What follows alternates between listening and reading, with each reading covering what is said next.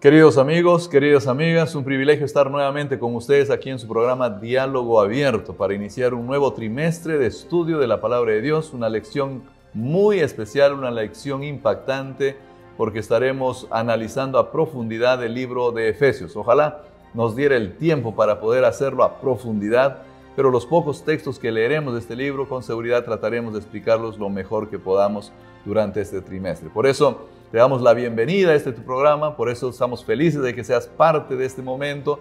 A todos ustedes que nos miran por los canales de YouTube y también a quienes nos escuchan por las ondas de la radio Nuevo Tiempo aquí en el Perú y especialmente a nuestros amigos de Lima. Que Dios los bendiga grandemente. Un abrazo para cada uno de ustedes. ¿Qué es lo que tenemos que hacer para ser salvos? ¿Cuán crucial e importante es el papel del Señor Jesús en la salvación? ¿Podemos nosotros ser sellados por el Espíritu Santo? ¿Y en qué consiste eso? En realidad, ¿quién toma la decisión para que tú seas salvo? ¿Es Dios, el Señor Jesús o tú mismo? ¿Cómo ocurre todo este proceso de la salvación? Esos son los temas que en esta segunda semana estaremos nosotros estudiando en esta ocasión.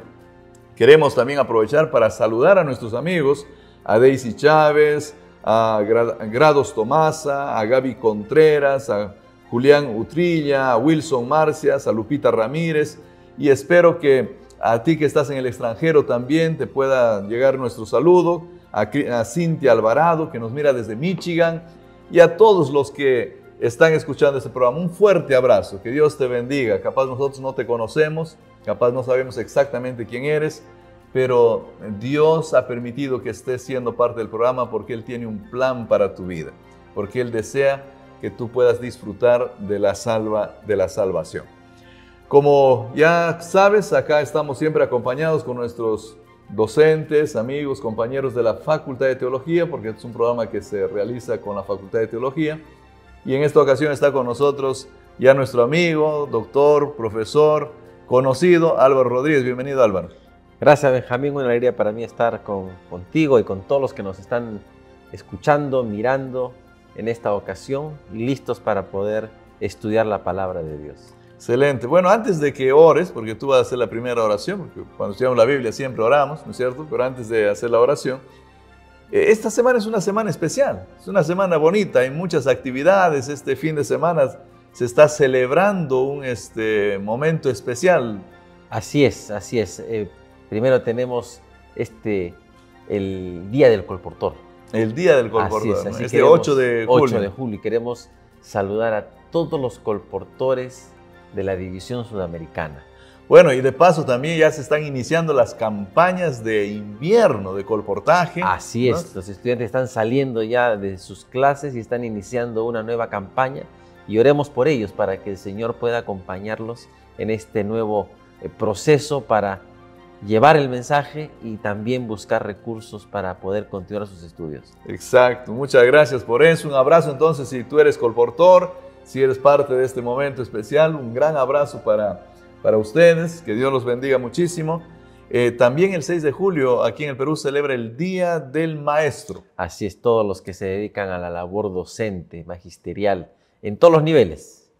Vamos a dar un saludo para todos aquellos que dan su vida para enseñar, para dar el mensaje también de Dios, ¿no? Porque claro, somos maestros de escuela sabática, ¿no? Y pueden haber algunos maestros también que tal vez no sean todavía adventistas, nos están escuchando ahorita. Seguro. Así que un abrazo para ti. Y si tú conoces a un maestro, tienes un familiar, no sé, si estás en el extranjero, igual, dale un saludo. A veces nos olvidamos de ellos que cumplen una función tan importante en nuestras vidas.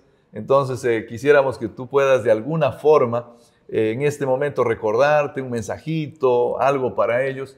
Son personas que realmente han hecho, han calado, han puesto una marquita en nuestras vidas. No vale la pena recordarnos de nuestros maestros. Ahora sí, ya estamos listos para iniciar.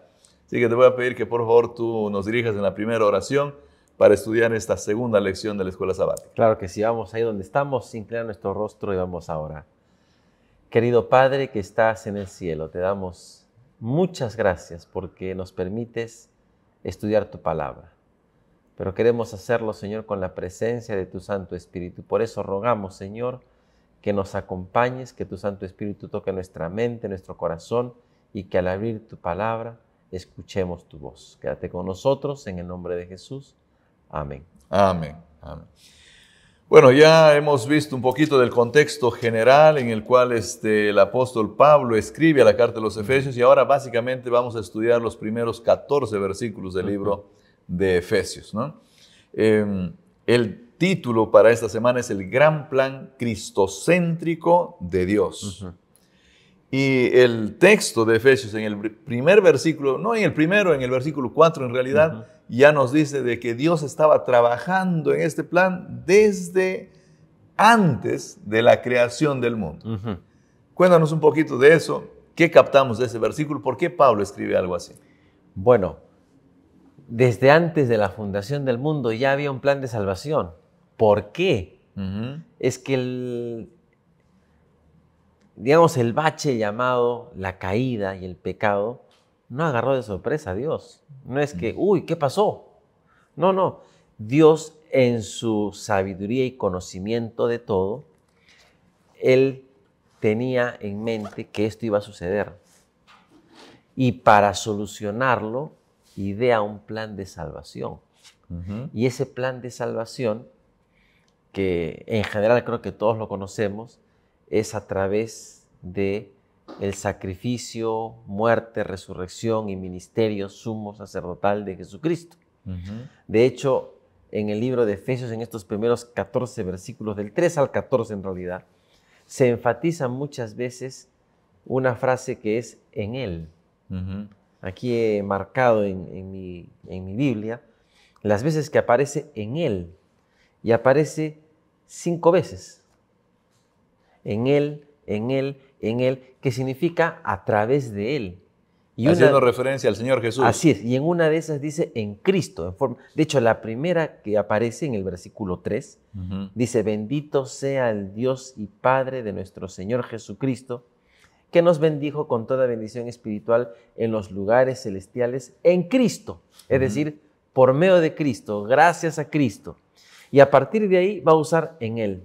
En otra ocasión, en el versículo 5 dice, por medio de Cristo, en el amado, en Él, dice el versículo 11, el versículo 12, en Él, en el versículo 13, perdón, en el 12 dice en Cristo otra vez, en el versículo 13, en Él, vuelve a decir en Él, lo que significa que el plan de salvación, que ya estaba ideado desde antes que incluso la caída suceda, ya se sabía cómo iba a ser.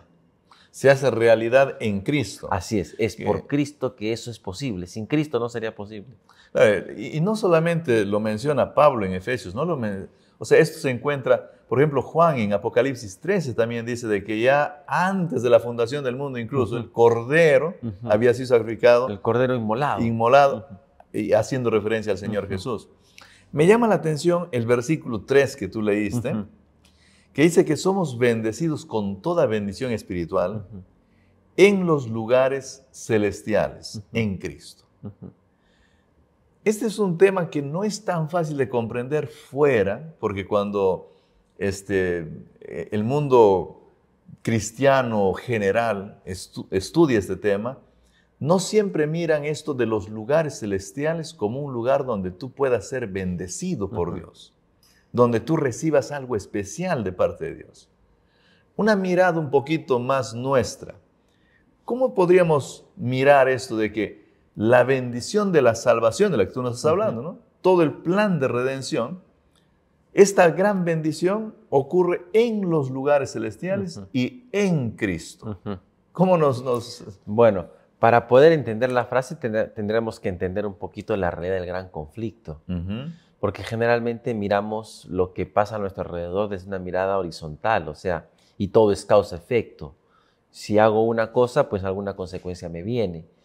Pero hay una realidad de la cual debemos ser conscientes, que creo que en general, quienes nos están escuchando, de alguna manera la tienen, y quizá alguno no, pero el mundo no tiene esa mirada, la mirada del mundo que no vemos, que Efesios, en el capítulo 6, por ejemplo, en el versículo 12, nos hace presentes. Dice, porque no tenemos lucha contra sangre y carne, sino contra principados, contra potestades, contra los gobernadores de las tinieblas de este mundo, contra huestes espirituales de maldad en las regiones celestes.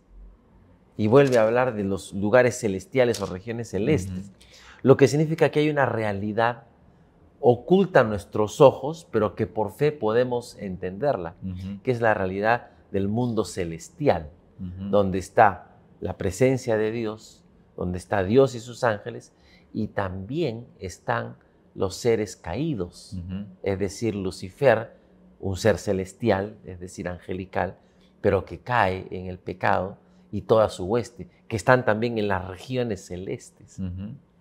Entonces las bendiciones, las bendiciones suceden en esos lugares celestiales porque hay una conexión, me parece aquí, con el santuario celestial, donde Cristo está, porque es en los lugares celestiales en Cristo. O sea, ¿qué hace Cristo en ese lugar? ¿Y cómo yo recibo la bendición? Claro, su intercesión y su protección, porque Él me protege de los ataques también del enemigo. El verdadero ataque del enemigo, porque acá tal vez este es un punto importante que hay que mencionar. El verdadero ataque del enemigo es acá cuando él viene y, vamos a poner así, ¿no? Me pone un semáforo que debía estar en verde, en rojo, para que yo me accidente y luego me choco con el carro. ¿Ese es el gran ataque del enemigo? ¿O es que en los lugares celestiales existe un ataque mayor que realmente puede perjudicarme eternamente? Y es ahí donde yo recibo la defensa, la bendición del Señor Jesús. Bueno, en las regiones celestes, Él es el acusador, ¿no? Lucifer, Satanás, como quieran llamarlo. Él es el que nos acusa. Y lo más interesante es que nos acusa con justa razón. Porque somos pecadores. O sea, Él cuando nos acusa porque sabe que hicimos algo mal. Y nos dice, no, momentito, Álvaro es un pecador. Mira lo que acá... Y viene a mi mente la historia de Job, ¿no? Claro, con Job no lo acusa. Le dice, mira, seguramente tú lo estás cuidando porque algo tienes con él, lo quieres mucho, qué sé yo. Pero con nosotros, con los seres humanos, creo también que nos acusa. El texto dice que Él es el acusador de nuestros hermanos. Entonces, cuando Álvaro comete un error, el primero que sale a acusar es él. Y dice, ya ves, es mío. Y si no hubiese esa acusación, nosotros... Si no hubiera acusación, no habría conflicto. Es por causa de esto es que existe el conflicto y por eso estamos en peligro de perdición también. Claro, y como nos acusa, entonces ya entra el plan de salvación. Sí, es verdad, Álvaro cometió un error. Por eso que vamos a leer más adelante cómo es posible que la defensa de Cristo, que las acciones de Cristo en los lugares celestiales, puedan ser acreditadas para mí. Mira, el tema que estás hablando, Álvaro, es tan profundo y tan especial que me gustaría que quede bien claro. O sea, porque mucha gente piensa, respecto a este pasaje, de que básicamente se refiere al hecho de que los santos ángeles nos protegen del ataque de los enemigos, de que existen, digamos, fuerzas del mal en este mundo y ellos siempre nos están librando. Y no creo que esté mal, o sea, también eso ocurre, ¿no es cierto? Pero me parece que esto va mucho más allá, ¿no? Aquí está hablando de la salvación. Si nosotros leemos, por ejemplo, el versículo 14, el 13, dice, en Él, mira cómo empieza, en Él, es decir, en Cristo. En Él también vosotros, habiendo oído la palabra de verdad, el evangelio de vuestra, ¿qué cosa? Salvación. O sea, no está hablando de que te libre de un accidente, que Dios puede librarnos de un accidente, que Dios puede protegernos de alguna situación que pueda suceder en cualquier momento. Dios puede hacerlo y creo que lo hace muchas veces. El texto está pensando en la salvación. Dice, habiendo escuchado el evangelio de vuestra salvación y habiendo creído en él, dice, fuisteis sellados con el Espíritu Santo de la promesa, que es las arras de nuestra herencia. ¿Hasta cuándo? Hasta la redención de la posesión adquirida. Así que aquí está hablando de la salvación. Lo que está haciendo Jesús en los lugares celestiales contra las huestes del mal en los lugares celestiales, que se transfiere a la tierra también, es con un propósito, es con el propósito de finalmente darnos la redención. Bueno, esto es impresionante, queridos amigos. Dios permita que tú y yo tengamos claro esto en nuestra mente, ¿no? El Señor Jesús está haciendo un trabajo especial en un lugar llamado Santuario Celestial, en el que realmente te está defendiendo del ataque de Lucifer, del ataque de nuestro gran enemigo, que lo que quiere es llevarnos a la muerte final. En ese mismo contexto, el versículo 5 dice que nosotros, habiendo sido predestinados para adopción en Cristo Jesús. Esta palabrita predestinado tiene sus complicaciones, hay veces, ¿no? No todo el mundo... Y de paso se repite esta palabra en el versículo 11 también, ¿no es cierto? Dice, habiendo sido predestinados de acuerdo a su propósito. Entonces, ¿a qué se refiere? ¿Cómo nosotros podemos explicar un poquito esto? Bueno, aquí el texto nos está diciendo, si leemos el versículo 5, dice, por su amor nos predestinó para ser adoptados hijos suyos. Entonces alguien puede decir, entonces si Él nos predestinó, haga lo que haga, ya estoy predestinado, es decir, ya mi destino está definido. Pero en realidad no es así, hay que entender, hay dos palabritas ahí. Una cosa es predestinación y otra cosa es predeterminación. El Señor no nos ha predeterminado. Cuando uno compra una computadora o un celular o cualquier aparato electrónico, ya viene predeterminado con ciertas funciones. Es decir, ya está configurado para ser así. Si quieres cambiarlo, habría que, ahí cambiar algunos ajustes en la configuración, qué sé yo. Pero ya está predeterminado. Si alguien no sabe de eso, va a quedarse ese televisor, ese computador, qué sé yo, con esas funciones y cualidades, hasta el día que deje de funcionar. En el caso del contexto bíblico, la predeterminación es esa. Y la total predeterminación. Que Álvaro Rodríguez, que Benjamín Rojas ya está predeterminado para salvación, lo que significa que habría algunos que están predeterminados para perdición. Es decir que, a diferencia de un aparato electrónico, no podemos desconfigurarlo o cambiarlo a nuestro gusto. Es decir, el que está predeterminado para salvación, haga lo que haga, se va a salvar. Y aquel que está predeterminado para perdición, haga lo que haga, se va a perder. Eso no enseña la Biblia. La Biblia habla de la predestinación. La predestinación básicamente es que Dios nos creó con un propósito, con el ideal de que nuestro destino sea uno.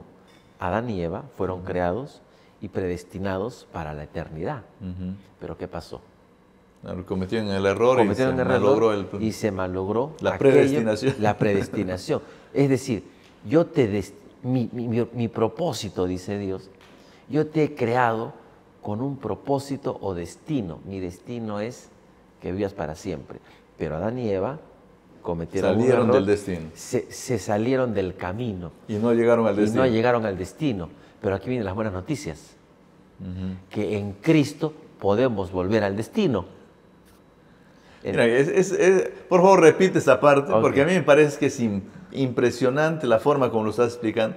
A mí también me parece impresionante. Y creo que debe quedar claro en la mente de nuestros oyentes, porque no siempre se entiende el tema de la predestinación, pero eso del camino de salirse y volver, parece genial. Dios predestinó a todos. Y dice, desde la fundación del mundo. O sea, desde que nace el ser humano, está predestinado, es decir, sigue el camino. Ha sido creado para que llegue a ese final, a ese destino que es la vida eterna. Pero el ser humano en sus decisiones se sale del camino, es decir, pierde el rumbo.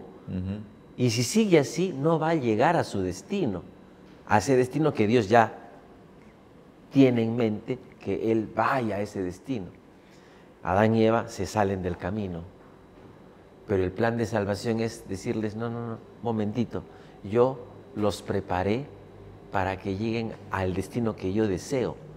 El plan de salvación nos vuelve al camino para llegar al destino que Dios se ha propuesto para los seres humanos. Bueno, gracias Álvaro. Queridos amigos, yo creo que es importante que nosotros lo meditemos muchas veces, porque este es un tema también, hay veces controversial, ¿no? Pero es un tema importante. Dios nos trae para llegar al destino correcto. Pero el ser humano se desvía, el ser humano camina por caminos equivocados y Dios vuelve a su rescate para ponerlo otra vez en el camino correcto. El versículo 7. Vamos al 7. Podemos leerlo y capaz explicar un poco el versículo 7. Ah, mira, no me había fijado. Una vez más que aparece en Él. Ajá. Yo lo tengo aquí. En Él, una vez más. Son 6 entonces, que aparece la frase en Él. O a través de Él, a causa de Él, gracias a Él, tenemos redención por su sangre, el perdón de pecados según las riquezas de su gracia. Hay dos cosas ahí. Redención, que tú ya hablaste algo, y perdón de pecados. Perdón. Bueno, como el ser humano se ha salido del destino, o sea, del camino, y está perdiéndose el destino que Dios le tiene preparado, se ha salido del destino porque ha pecado. Porque justamente la palabra pecado es desviarse, es no darle en el blanco. En el hebreo, pecar significa no dar en el blanco. Como uno juega dardos, no le diste en el blanco, eso es pecado. Entonces, el ser humano se desvió y en Cristo hay forma de volver al camino, que es el perdón para que vuelvas a entrar en el camino. Se requiere del perdón para que vuelvas a entrar en el camino. Así es, sin el perdón no hay forma de volver. Ahora, alguien podría decir entonces, si Dios ya hizo eso, están todos perdonados. Porque Él ya hizo todo, ¿no? Dice, en Él, Él ya hizo todo. Así que Él ya nos perdonó a todos y todos nos vamos derechito a la redención. Pero hay una condición que seguramente vamos a hablar más adelante. Bueno, vamos a hablar de eso. Lo otro que me llama la atención acá es que la palabra pecado no está en singular. O sea, no dice el perdón del pecado. Dice el perdón de los pecados. ¿Qué implicaría eso? Implica que cualquier pecado, voy a ponerlo así, grande, pequeño, de la magnitud que haya sido, Él perdona todos, o sea, es capaz de perdonar todos los pecados. Desde mi perspectiva, capaz ahí me ayudas un poco, Álvaro, no se hace referencia al perdón de tu condición como pecado, sino se hace referencia al perdón de las acciones que cometes como pecador. Sí. Bueno, finalmente nuestra condición va a ser también restaurada, pero eso es en la redención, digamos. Mientras tanto, nuestra condición va a ser pecaminosa y como podríamos elaborar a partir de ahí, siendo que nuestra naturaleza es pecaminosa, tarde o temprano, en algún momento, voy o soy propenso a cometer un acto pecaminoso. ¿Ok? Entonces, lo que hace Dios es perdonarme esos actos pecaminosos. No puede perdonarme de alguna manera mi condición, porque es mi condición. No tengo la culpa de eso. Digamos, no tengo la culpa de esa condición, por eso es necesario no solamente el perdón. Claro. Te perdono, sino que llega un punto en que dice, la restauración, y te restauro, la redención. te redimo. Te digo, ya no eres más pecador. O ya no eres, perdón, ya no eres más... ya no tienes más esa condición de tendencia al pecado. Claro, una condición alienada, ¿no? Porque también justamente tú nos leías hace un poquito en el versículo 5, de que nosotros hemos sido colocados con el destino para ser adoptados nuevamente como hijos de Dios, dice el versículo 5. Y entonces da la impresión de que está diciendo, ok, yo te voy a redimir porque yo te voy a adoptar. Ahora te saliste, decidiste que otro sea tu papá, pero ahora te voy a adoptar, redención. Pero para que eso ocurra, necesito perdonarte los actos malos que tú vienes haciendo. Así es como la historia del hijo pródigo, que en realidad es el papá perdonador, ¿no? Él tiene planeado en el camino, ahora ¿cómo le voy a decir, no? Y hasta parece que lo que le va a decir es medio preparado y, bueno, le voy a decir que me perdone, y aunque sea que me tengan una casita ya como su siervo, ¿no? Ya voy, y va caminando, ¿no? El muchacho, y cuando el papá lo ve, sin que el hijo le diga, padre, lo abraza, traigan todo, lo perdona. ¿No? Claro, hay un acto del ser humano de acercarse a Dios para recibir el perdón de Dios tampoco. Si el hijo pródigo nunca venía, No había cómo. no había cómo el padre vaya tampoco a hacer, ¿no? Es una cuestión, y esto nos va a llevar quizá a otro elemento. El plan de salvación tiene dos partes, ¿no? No es solamente lo que Dios hace. Hay una parte humana importante, ¿no? Bueno, vamos a leer el versículo 10, que también tiene un tema muy significativo en este mismo contexto, ¿no? Porque esto no van hablando temas diferentes. El gran tema de Jesús siendo nuestro Redentor, el que perdona nuestros pecados. Y el 10 nos habla de que en Él se juntarán todas las cosas, ¿no? Las que están en el cielo, dice, y también las que están en la tierra. ¿A qué hace referencia esto? ¿Cómo entendemos esto en el gran plan de salvación? Hay una frase importante aquí que es en el versículo 10, en el cumplimiento de los tiempos establecidos, dice la versión Reina Valera del 95. Digo eso porque a veces algunas versiones lo expresan de otra manera, pero podríamos decir aquí que estamos hablando acerca del cumplimiento del tiempo. ¿Okay? O sea, llegado el momento, estas cosas empiezan a funcionar. Claro, y el Señor Jesús se convierte en el unificador. ¿Saben por qué es importante desde mi punto de vista este texto, Álvaro? Porque muchos piensan respecto a este pasaje que hace referencia al hecho de que, bueno, vamos a ser reunidos en Cristo, vamos a ser unidos en Cristo, porque tal vez tenemos que unirnos como iglesias, tenemos que unirnos de distintas creencias, tenemos que tener un sistema religioso único en el mundo, tenemos que tener una forma de pensar en el mundo y se promueve este tipo de unidad. Hay veces incluso esta unidad con distintas ideologías religiosas, pero tenemos que unirnos de alguna manera, ¿no? ¿Será que está el texto tratando de hablarnos de eso o el texto está enfocándose en otro sistema de unidad? En realidad lo que está hablando aquí, o para entender la unidad que el texto parece aludir, es conectado con el tiempo, con esta frase importante que es en el cumplimiento del tiempo establecido. En Gálatas, el mismo apóstol Pablo dice, pero habiendo llegado el tiempo, nació de mujer. Lo que significa que aquí está haciendo alusión al cumplimiento de la profecía para que el plan de salvación se cumpla. Es decir, en Génesis 3:15 se nos anuncia que vendría uno que pisaría la cabeza de la serpiente. Gálatas nos dice que cuando llegó el cumplimiento del tiempo, vino Jesús nacido de mujer. Y de la misma manera, cuando Cristo venga por segunda vez, cuando se cumpla el tiempo profético, entonces se llega a este momento de la redención. De la unidad total. De la unidad real. Porque la unidad no puede ser por decreto o porque ya nos ponemos de acuerdo y todos pensamos igual. Eso es utópico y bajo nuestra realidad humana es imposible.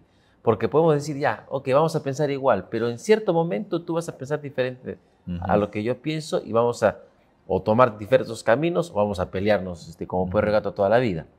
Ok, bueno, creo que es importante recordar esto de que la unidad final en la que se reunirán todos en Cristo, lo del cielo y lo de la tierra y todo es cuando Él reine soberano en su totalidad, porque hoy en día todavía hay alguien que todavía sigue usurpando ese lugar de Dios aquí en el planeta. Claro, el Nuevo Testamento, de hecho Jesucristo dice que el príncipe de este mundo, o sea que mientras Cristo no venga por segunda vez, el príncipe de este mundo todavía va a ser de las suyas y va a controlar personas, sistemas en el contexto del tiempo del fin. Pero cuando Cristo viene le pone fin a ese príncipe que ha usurpado la posición de Dios para ahora que Jesús sea el Rey de Reyes y Señor de Señores. Claro, aquí, antes de pasar a un pequeño corte, ¿no? Has dicho algo tan importante que ha venido a mi mente algo, ¿no? O sea, no se trata solamente de unirnos nosotros, esto de que todo será unido en Cristo, sino básicamente es la gran división, ¿no? Entre el príncipe del mundo y el Señor Jesús, entre aquel ser que Apocalipsis que se llama Diablo y Satanás y todo su sistema de gobierno y el gobierno del Señor Jesús, que cuando desaparece este sistema, entonces todo queda unido en Cristo. Y creo que eso es importante recalcarlo. Bueno, queridos amigos, vamos a pasar a un pequeño corte en este momento. Por favor, continúa con nosotros porque esta conversación todavía tiene para más. Espero yo que estés disfrutando de los estudios de este trimestre. Y si tú lo estás haciendo, por favor, comparte este enlace para que otros también puedan disfrutar junto contigo del estudio de este maravilloso libro escrito por el apóstol Pablo, el libro de Efesios. Bienvenidos nuevamente, estamos en esta segunda parte de esta segunda lección en la que estamos estudiando los primeros versículos del capítulo 1 del libro de Efesios. Y esperamos que con la ayuda del Señor tú también puedas beneficiarte grandemente de este estudio. Este es el tiempo para compartir este enlace, para poder pasarlo para tus amigos, para tus compañeros. Y si tú estás por la radio, también puedes mandar un mensaje y hacer promoción un poco de la radio Nuevo Tiempo o del lugar donde tú nos estés viendo. Comparte esto porque puede serle útil a alguien que también necesite pensar, repensar en este plan de la salvación que tiene como centro al Señor Jesús en sus distintas facetas, como hemos visto. Al Señor Jesús muriendo en la cruz, al Señor Jesús viviendo en esta tierra, al Señor Jesús en el santuario celestial, defendiéndonos en sus distintas facetas. Él siempre será el centro para nuestra salvación. Bueno, hay un texto acá, ya casi cerrando esta sección que estamos estudiando, Álvaro. Tú ya lo leíste hace un momento, es el versículo 13 y también el versículo 14, capaz lo puedes leer nuevamente y explicarnos especialmente esta parte de en qué consiste el sello de Dios que está relacionado aquí con el Santo Espíritu. Bueno, en el versículo 13 y 14 aparecen algunos elementos importantísimos. Empieza diciendo una vez más en Él, es decir, por medio de Cristo, también vosotros, y viene la condición, que luego vamos a comentarla, habiendo oído la palabra de verdad, el evangelio de vuestra salvación, y habiendo creído en Él, fuisteis sellados con el Espíritu Santo de la promesa. Aquí la Biblia apunta al Espíritu Santo como el sello. El Espíritu Santo es un sello de Dios que, digamos, es puesto sobre el ser humano para la redención, para recibir finalmente la redención. Esto significa que para que la realidad que Pablo nos está mencionando aquí acerca de la redención que es a través de Jesús, el Espíritu Santo también trabaja en ese sentido, como el sello, y el versículo 14 nos dice algo más. Dice que es las arras de nuestra herencia. ¿Y qué es esto de las arras de nuestra herencia? Esta palabrita arras tiene que ver con un depósito inicial que se hace a una deuda adquirida. Es decir, vamos a poner en el tiempo actual, usted quiere comprar una casa, la empresa le dice, le podemos dar a crédito, pero usted tiene que hacer un depósito inicial. La primera cuota. La primera cuota. Y esta primera cuota siempre es fuerte, porque tienen que asegurarse de que si no pagas, por lo menos eso con cubre, algo se ganaron. Con algo se quedaron, ¿no es cierto? Pero la imagen es importante. El Espíritu Santo, la presencia del Espíritu Santo en la vida del creyente, es las arras para la salvación. Es decir, es el depósito inicial que asegura que la casa va a ser tuya. Ahora, déjame, el sello es algo visible. Yo no quiero meterte en problemas, ¿no? Pero este texto se podría leer de dos maneras, o sea, como diciendo así, el Espíritu Santo es el que te sella, o sea, Él te pone el sello. O podría leerse también, el Espíritu Santo es el sello. No sé si me estoy dando a entender, sí. ¿No? Porque el sello tendría que ser algo... Mira, hay mucha gente que dice, yo tengo el Espíritu Santo, estoy sellado, ¿no? ¿Por qué? Porque yo, no sé, hice alguna manifestación especial del Espíritu Santo. Ya. Y entonces ya estoy sellado para la salvación. Pero ¿O es que el Espíritu Santo, la presencia de Él, que algunos hasta piensan que se trata de algún escalofrío especial, es el sello o es lo que Él va colocando en tu vida? Porque nosotros cuando leemos Gálatas, por ejemplo, se nos dice que Él va a obrar en nosotros ciertos frutos y va a hacer que en nuestra vida aparezcan amor, paz, benignidad, paciencia, obediencia a la ley, sometimiento a la palabra de Dios. No sé, ¿cómo miras tú esto de acá? Yo lo miro de las dos maneras al mismo tiempo. Ok. El sello de Dios, porque ya nos metemos en otro tema de alguna manera, ¿no? El sello de Dios tiene dos caras, la parte visible y la parte invisible. A la luz de Efesios, y este no es el único pasaje en Efesios que nos habla del Espíritu Santo como sello, nos indica que, ya lo dije, el Espíritu Santo es el sello de Dios y a su vez es el que sella, ¿ok? Pero es la parte invisible, es decir, yo no puedo determinar, con tan solo ver a los ojos a la gente, decir, este tiene, este no tiene. Este tiene Espíritu Santo, este no tiene. Este me parece que tiene, este me parece que no tiene. Pero cuando decimos tiene, Álvaro, ¿significa que hay algo dentro? ¿Significa? Porque ese es un tema que nosotros tenemos que hablar. Tiene, o sea, ¿se metió dónde? Aquí en mis intestinos, dentro, como un espíritu que me posee, algo así. Yo creo que hay, o es un lenguaje. No, es un lenguaje, no es posesión. Porque el Espíritu Santo no nos posee. Si fuera así, entonces que nos controle y como marionetas vamos a andar. Porque también hay textos bíblicos complejos. El Señor Jesús, cuando se fue al cielo, en el Evangelio según San Juan 14, creo que si no mal recuerdo, el evangelista registra esto, ¿no? El Espíritu Santo, para que esté con vosotros, y luego Él dice, y esté en vosotros. Y entonces se nos complican las cosas. Yo creo que nuestros amigos aquí que nos están escuchando tienen que irse con alguna idea clara acá, ¿no? Leamos un poquito el versículo 13, y ahí quizá podemos encontrar algunas ideas. En él también vosotros, habiendo oído la palabra de verdad, hay un elemento importante. La persona tiene que haber escuchado la palabra de verdad. ¿Y qué es la palabra de verdad? El evangelio de salvación. Y luego, habiendo escuchado, y luego dice el versículo 13, habiendo creído, viene el Espíritu Santo como sello a esa palabra oída. Es decir, es la presencia del Espíritu Santo en mi vida. ¿Cómo sé que alguien, de alguna manera, tiene el Espíritu Santo? Cuando luego de haber creído, vive conforme al Evangelio. ¿Por qué le da el poder para Porque vivir? es el Espíritu Santo el que nos va a indicar cómo y qué hacer. Pero cómo te va hablando, si te va diciendo, oye, Benjamín, ahora sube. No.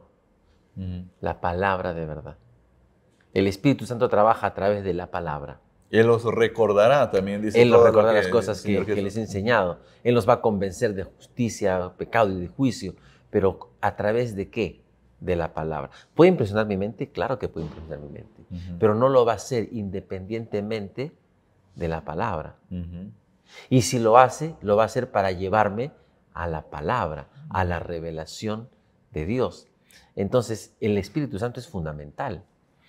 Y funciona como ese agente que va a impresionar mi mente, ya sea para llevarme a la palabra o para hacerme recordar la palabra. Entonces no es alguien que se te mete y te controla, no. Miren, yo voy a mencionar aquí algunas cosas que ocurren en el mundo, ¿no? Por ejemplo, alguien piensa así, dice, yo tengo el Espíritu Santo, entonces por lo tanto, todo lo que yo hago ahora viene de Dios. Y el tipo se le ocurre casarse con una, casarse con otra, y dice, yo te estoy santificando porque yo tengo el Espíritu Santo. Y entonces mi acto íntimo contigo es un acto de santificación. Tú estás siendo bendecido conmigo, ¿no? Entonces, no puede ocurrir ese tipo de cosas. No es que el Espíritu Santo te vuelve carne santa que ahora transmite santidad a todo el mundo. No, porque las acciones de la persona van a evidenciar de alguna manera de qué espíritu vienes. Entonces, entendiendo que el Espíritu Santo, que recordemos que es el agente revelador de la palabra, dice, fueron inspiradas por el Espíritu Santo, las Escrituras. Entonces, ¿cómo el Espíritu Santo puede revelarle a alguien que suba y hacer que luego que baje? No sé si me dejo entender. Claro, que vaya en contra de lo que él mismo ha revelado. Entonces, si viene alguien que dice que tiene el Espíritu Santo y me dice, mira, ya no es el sábado, es el jueves, Entonces yo diría, este no es el Espíritu de Dios, porque el Espíritu de Dios no miente y no se va a contradecir. Entonces tengo un elemento para determinar que esa persona que dice tener el Espíritu Santo no lo tiene, porque no puede ir en contra de la palabra. Por eso decía que la palabra es, la Escritura es el elemento, digamos, que nos va a ayudar a discernir quién tiene y quién no tiene el Espíritu Santo. O sea, no es solamente, me parece que es buena gente, debe tener el Espíritu Santo, no, la palabra. Puede haber mucha buena gente que no tenga el Espíritu Santo. Claro, esa es otra. Muy buen punto, ¿no? Entonces, este es un misterio complejo, el Espíritu Santo en nosotros, el Espíritu Santo con nosotros, pero creo que se puede resumir tal vez en la idea de que el Espíritu Santo guía nuestra vida. Así es. Y Él puede en algunos casos incluso impulsarnos a hacer cosas que tal vez nosotros no pensábamos hacerlas y las hacemos, pero siempre en conformidad a la palabra de Dios. Así es, siempre en conformidad a la Escritura. Muy bien.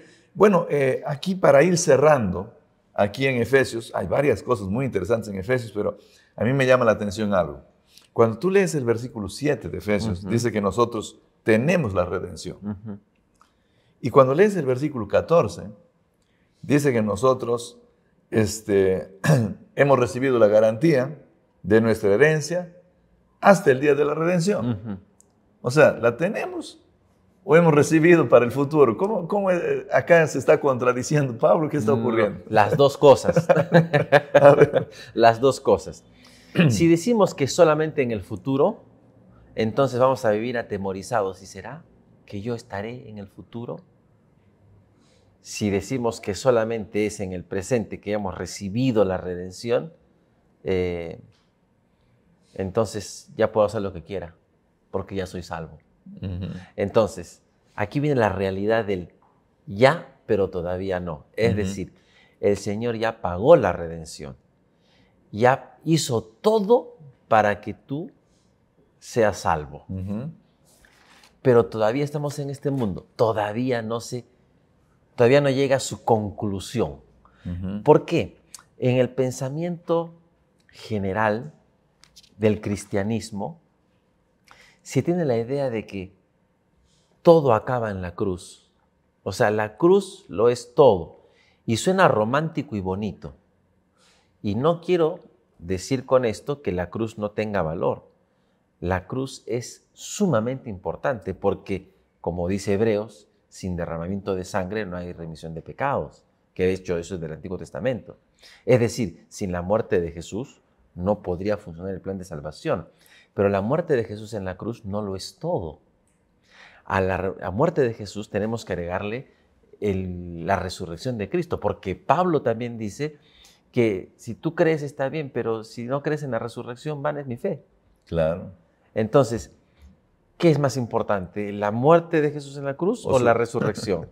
Claro, porque Pablo es claro, ¿no? Claro. Si Él no ha resucitado, entonces no tiene sentido. Claro, porque dice, voy a ponerlo así, si no ha resucitado, por gusto, hermanito, porque tú tampoco vas a resucitar. Claro. Él dice, no, entonces es importante. Entonces es importante la cruz, sí, es sumamente importante. Y así como la cruz es importante, la resurrección de Jesús es importante. Ahora, ¿Jesús resucitó? ¿Ya se arregló todo? No, porque seguimos aquí y seguimos sufriendo y enterrando a nuestros seres queridos y sufriendo por diferentes situaciones. Entonces no ha terminado, hay algo más. ¿Qué es algo más que tiene que suceder? Bueno, ahorita está pasando la intercesión de Cristo en el santuario celestial, pero el texto dice hasta la redención de la, miren lo que dice el texto, de la posesión ya adquirida. Estoy agregándole el ya, de la posesión ya adquirida. O sea, ya se pagó.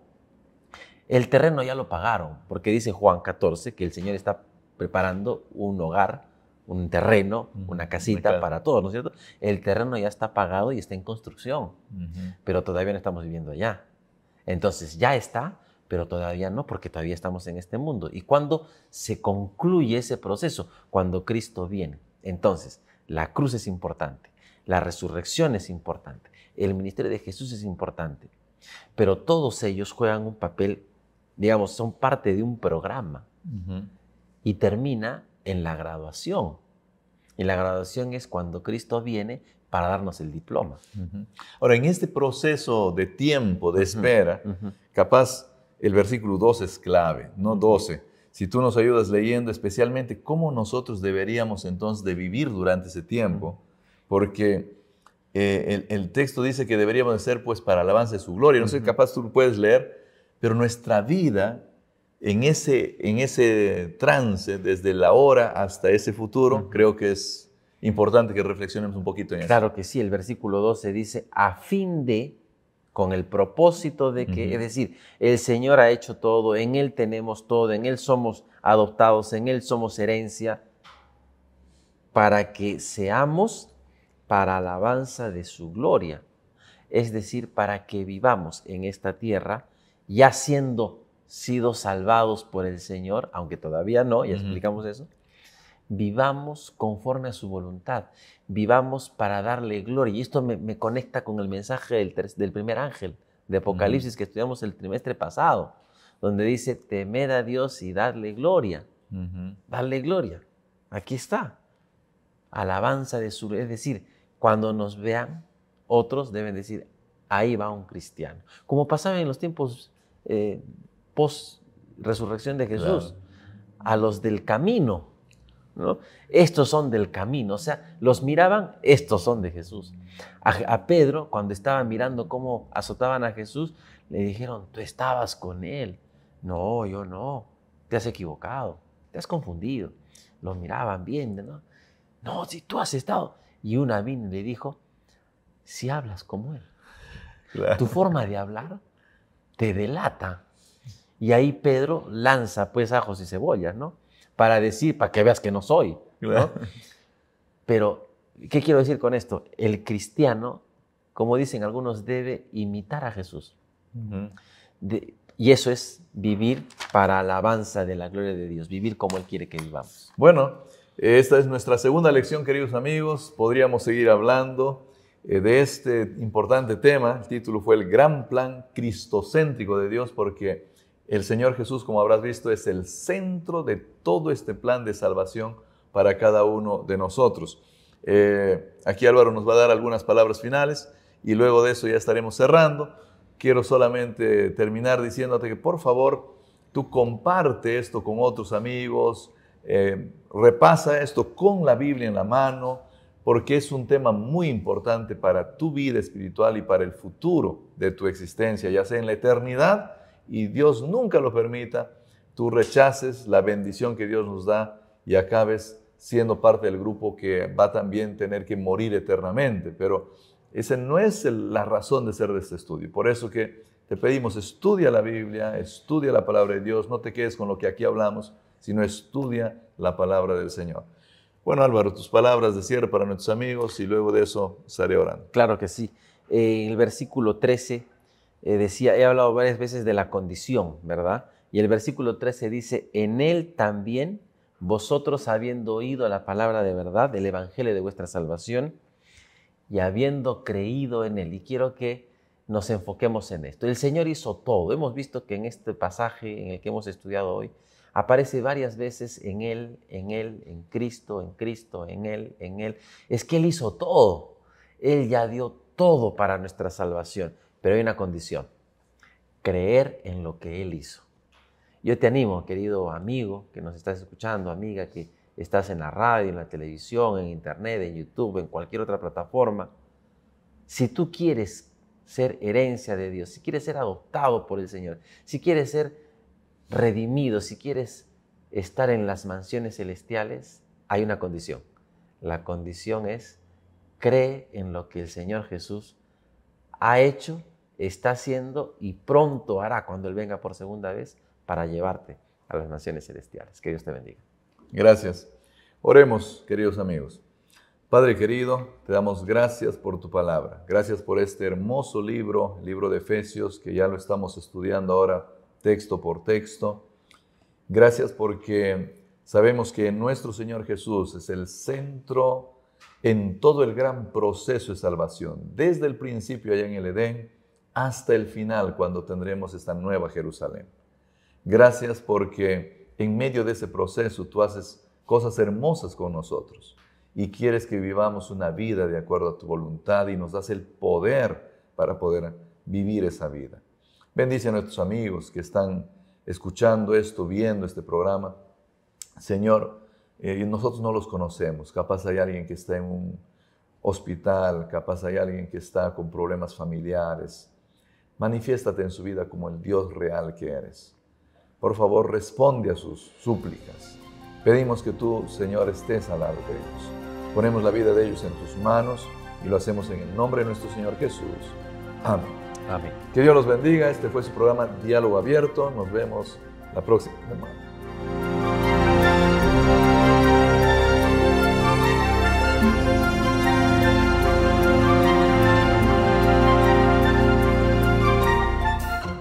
Efesios, una carta impresionante. Espero que estés disfrutando. No sé si tienes todavía algunas preguntas o interrogantes, pero Efesios es como subir a la cima de la montaña para ver desde allí todo lo que el Evangelio puede hacer en tu vida. Miras al Señor Jesús, miras la parte tuya, miras el Espíritu Santo, cómo trabaja, miras a Dios el Padre, qué es lo que está haciendo, por qué la iglesia existe, para qué existe, cuál es tu función dentro de la iglesia. Espero yo que estés disfrutando de los estudios de este trimestre. Y si tú lo estás haciendo, por favor, comparte este enlace para que otros también puedan disfrutar junto contigo del estudio de este maravilloso libro escrito por el apóstol Pablo, el libro de Efesios.